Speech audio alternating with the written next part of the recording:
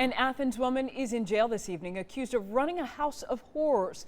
Police say she kept men in her basement against their will, stole their money, and they didn't always have access to running water. CBS 46's Dante Renzulli is working this story in Athens. Well, she's accused of collecting elderly men and keeping them right here in the house behind me in the basement against their will. A state agency came in here, removed all the men from the house except for one. He's actually still living here even though she's in jail, and today he's defending her against the claims. I think one guy, he was slow because he was a boxer.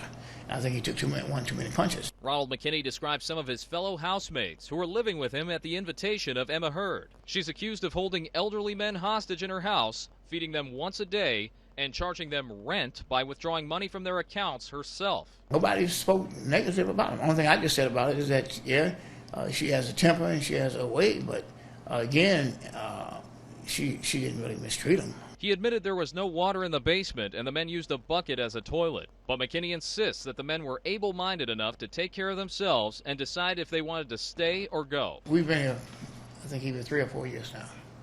And in that time, police might have been here maybe a dozen times for various things. One of those things was a report from George Foster, who claimed Heard kidnapped him 2 years ago, kept him locked in a room, and used a dog to intimidate him. I was scared to go out there because them dogs were so big. Kept on begging her to take me home. He wouldn't take me home.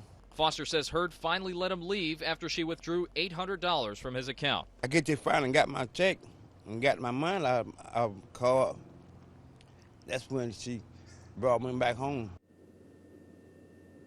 Yeah, Heard was never arrested when this was first brought to the attention of police 2 years ago because, as one investigator put it, this was a real gray area to him. It was tough to make a judgment call at the time that these men were really being taken advantage of and didn't have the wherewithal to fend for themselves. Reporting live in Athens, Dante Renzulli, CBS 46 News.